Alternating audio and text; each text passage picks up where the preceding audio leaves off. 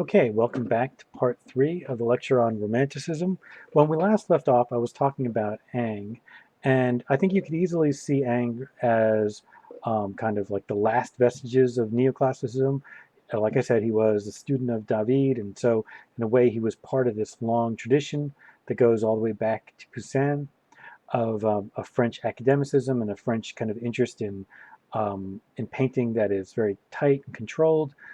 And and if you look at some of his work, you might not see any kind of hint that there's any kind of romantic spirit to Ang as a painter at all. But I think if you look at his full body work, what you realize is he lived well into the Romantic period, and that he was, quite willing to make paintings in various kind of romantic preoccupations, very kind of romantic themes, and that the mood that he created was often also. I mean, even in this self-portrait right there, there is just the hint that maybe he's more than just a neoclassicist.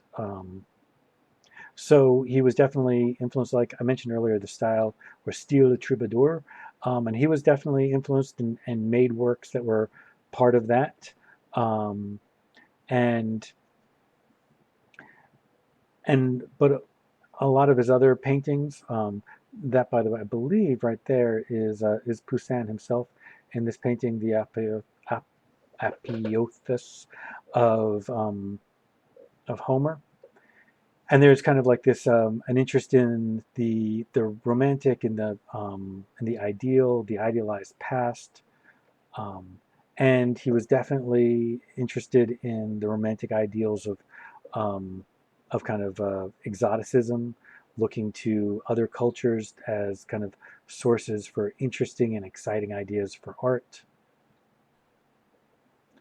and a kind of an interest in looking to, once again, to sort of this idealized medieval sort of past.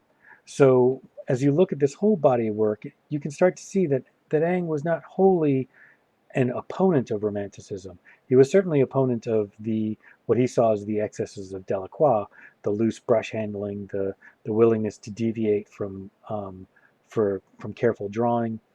Um, but he was definitely interested in romantic themes in his work.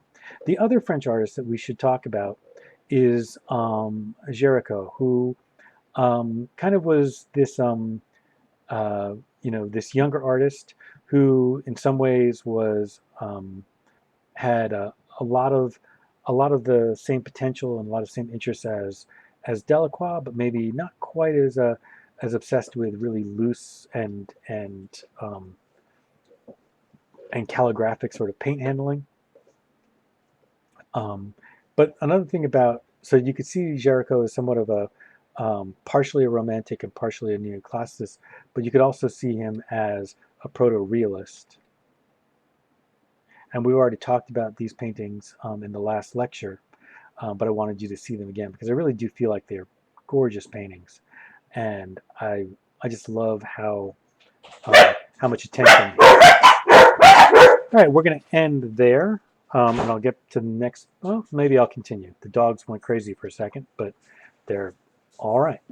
Okay, so the last part of this lecture that I want to talk about is the PreRaphaelites, and I think that might actually bring us close to the end. It does. Okay, so we can finish in 3 parts. So let's return to England for a second. So when we last talked, the very hints of Romanticism, we saw that in England, right? We saw it in William Blake, and we saw it in who else? In Fuseli, right? We saw it in this in England. There's kind of hints of where Romanticism was going, and now, and then also we saw Romanticism in terms of in Turner. But now we're returning to England later in the Romantic period, and we're seeing kind of like the end of Romanticism in this much more stylized approach. But the other thing that I think is interesting is how in this group, the Pre-Raphaelites, we see a similar ideal to what we saw with the Nazarenes, which was this desire to kind of like in a very insular, small group, try to take art back in time. And literally, the name Pre-Raphaelite means they wanted to take art back to a period before Raphael, like that somehow, it all went wrong from Raphael onward. I don't think actually their artwork really goes back that far in time. In many ways, it's much more going forward, but but it led to some very interesting artwork. And this work was very influential on later movements in the late 19th century and even the early 20th century, like the Art Nouveau movement. So, all right, that's where we're going to end. All right, thank you very much. I will see you next when we talk about photography.